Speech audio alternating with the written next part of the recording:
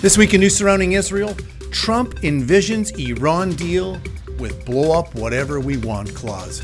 Stay tuned, friends, for all the details.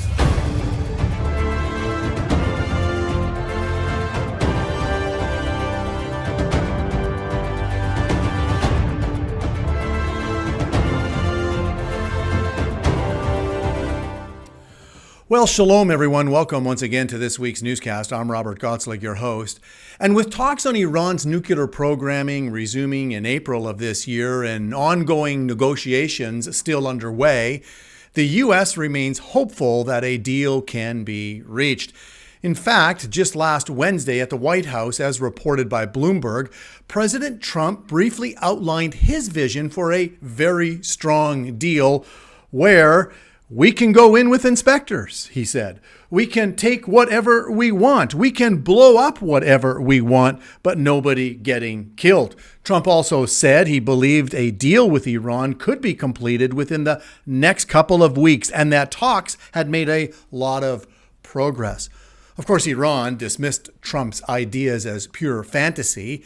And friends, I think we would all agree that there is no way that Iran would allow to happen what Trump has envisioned. No, and so make no mistake about it, Iran is doing everything possible to get the bomb, even in the midst of all these talks.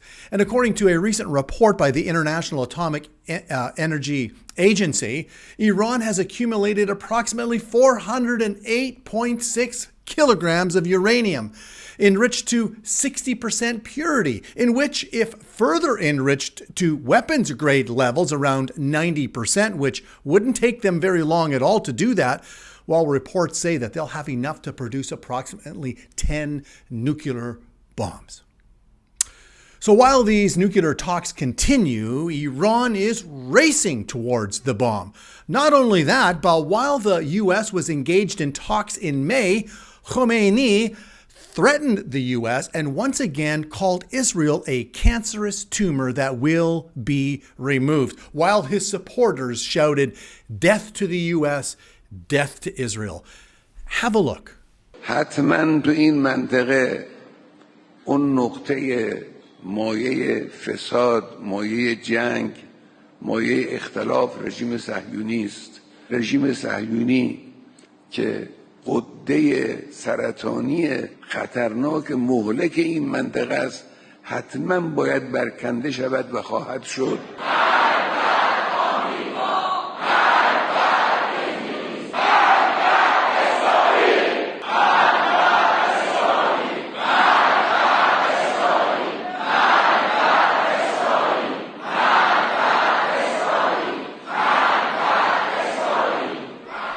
Unbelievable. And the U.S. is hopeful for a deal? What kind of deal could you possibly make with this evil, wicked regime? Again, not the Iranian people, but the Iranian regime. What kind of deal could you possibly make with them? Friends, the time to end Iran's nuclear demonic program for the bomb is now. And we need to be praying for the U.S. that they won't be lured into some kind of disastrous nuclear deal all over again like Obama signed in 2015. No, again, the time to act is now, and Israel is ready to go. You know, this situation reminds me of what the psalmist wrote in Psalm 120, verses 6 and 7. Let me read that for you. This is what we read here.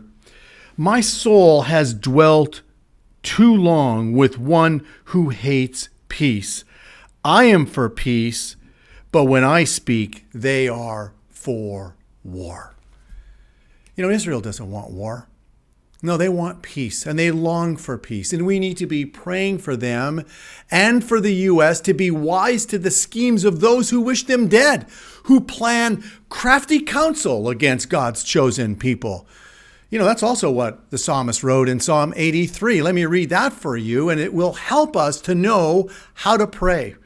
This psalm was written by Asaph, and this is what he says. He says, "Do not keep silent, O God. Do not hold your peace, and do not be still, O God. For behold, your enemies make a tumult, and those who hate you have lifted up their head. They have taken crafty counsel against your people, and consulted together against your sheltered ones. They have said, 'Come, and let us cut them off from being a nation, that the name of Israel may be remembered no more. For they have consulted together with one consent.'" They form a confederacy against you. And then look at what verse 13, I'll pick it up in verse 13. Asaph continues. He says, "Oh my God, make them like the whirling dust, like the chaff before the wind, as the fire burns the woods, and as the flame sets the mountains on fire. So pursue them with your tempest, and frighten them with your storm. Fill their faces with shame, that they may seek your name, O Lord. Let them be confounded and dismayed forever. Yes, let them be put to shame and perish, that they may know," and here it is, the reason for all of this, "that they may know that you, whose name alone is the Lord, are the Most High over all the earth." Wow, friends. And so let's continue to pray for the peace of Jerusalem. Let's continue to pray for the Jewish people. Let's pray for the U.S. to be bold and to stand against this evil regime in Iran.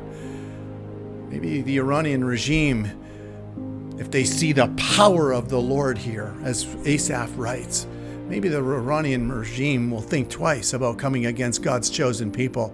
I don't know.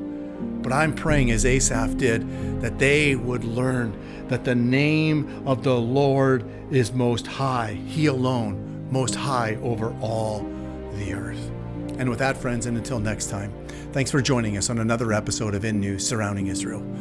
God bless everyone.